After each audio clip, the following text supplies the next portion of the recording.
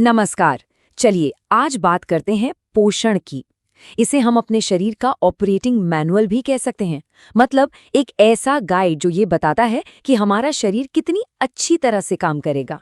तो सबसे पहला सवाल ये उठता है, अगर हमारा शरीर एक सुपर कॉम्प्लेक्स मशीन है तो इसे हर दिन हर पल एकदम परफेक्ट तरीके से चलाने के लिए आखिर चाहिए क्या? इसका जवाब एक ही शब्द में है, पोषण। तो आखिर ये पोषण है क्या चीज? ये सिर्फ खाना खाकर पेट भरना नहीं है, बिल्कुल नहीं। ये उससे कहीं ज्यादा गहरी बात है।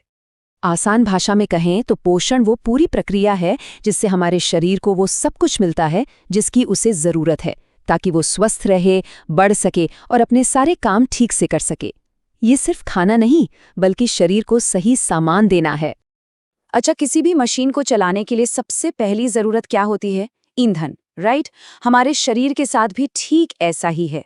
कुछ पोषक तत्व हमें हर काम करने की एनर्जी देते हैं, चाहे वो सोचना हो, चलना हो या फिर बस सांस लेना। इसमें सबसे पहले आते हैं कार्बोहाइड्रेट्स। इन्हें समझिए शरीर का मेन पेट्रोल, जो फट से जलता है और हमें तुरंत एनर्जी देता है। जब भी हम कोई तेज काम करते हैं ना, तो सबसे पहले यही ईंधन काम आता है, और ये हमें मिलता है अनाज, फलों और सब्जियों से। और अगर कार्बोहाइड्रेट्स पेट्रोल हैं, तो फैट्स वो हैं शरीर की रिजर्व बैटरी। जब पेट्रोल कम होने लगता है, तब ये बैटरी पावर देती है, खासकर लंबे समय तक चलने वाले कामों के लिए। और ये हमें मिलती है तेल, नट्स और बीजों से।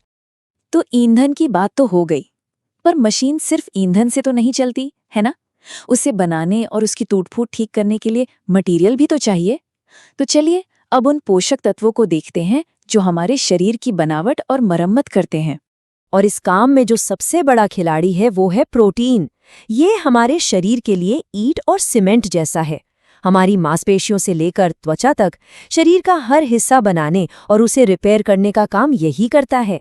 यह हमें डेयरी प्रोडक्ट्स, दालों और मीट से मिलता है।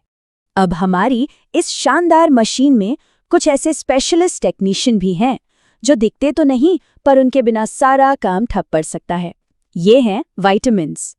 वैसे तो विटामिन्स कई तरह के होते हैं, पर आज हम 5 खास तकनीशियनों पर फोकस करेंगे। ए, बी, सी, डी और के।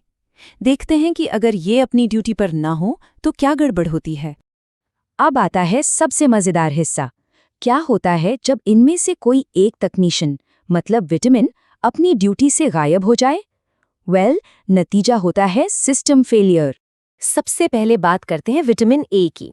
इसका एक बहुत जरूरी काम है हमारी आंखों को कम रोशनी में देखने में मदद करना। और अगर ये गायब हो जाए तो सीधा असर पड़ता है आंखों पर। रात में दिखना कम हो जाता है, जिसे हम कहते हैं रतौंधी। मतलब शरीर के विजुअल सेंसर्स में गड़बड़ी आने लगती है। अब आते हैं विटामिन बी पर। ये हमारे नर्वस सिस्टम और दिल के लिए खाने को एनर्जी में बदलने का काम करता है। बहुत जरूरी काम है ये। और अगर इसकी कमी हो जाए तो बेरी-बेरी नाम की बीमारी होती है। इसमें नर्वस सिस्टम और दिल दोनों पर असर पड़ता है, जो एक तरह का पूरा सिस्टम फेलियर ही है। अगला है विटामिन सी। इसे आप शरीर का सुपर ग्लू समझ सकते हैं। ये हमारे मसूड़ों और स्किन को मजबूती से जोड़े रखने में मदद करता है। और जब ये ग्लू कमजोर पड़ता है तो होती है स्कर्वी। इसमें शरीर की खुद को ठीक करने की ताकत कम हो जाती है, मसूड़ों से खून आने लगता है। अब बात करते हैं विटामिन डी की। यह है हमारे शरीर के ढांचे का इंचार्ज। इसका काम है हड्डियों के लिए कैल्शियम को सोखने में मदद करना। इसकी कमी का सीधा मतलब है ढांचा कमजोर। खासकर बच्चों में हड्डियां कमजोर और टेढ़ी होने लगती हैं। इस बीमारी को रिकेट्स कहते हैं। और आखिर में विटामिन के। ये शरीर के इमरजेंसी रिपेयर सिस्टम का एक बहुत जरूरी हिस्सा है। इसकी कमी का मतलब है कि ये इमरजेंसी सिस्टम फेल हो जाता है। मतलब चोट लगने पर खून आसानी से नहीं रुकता, क्योंकि थक्का ठीक से जमता ही नहीं।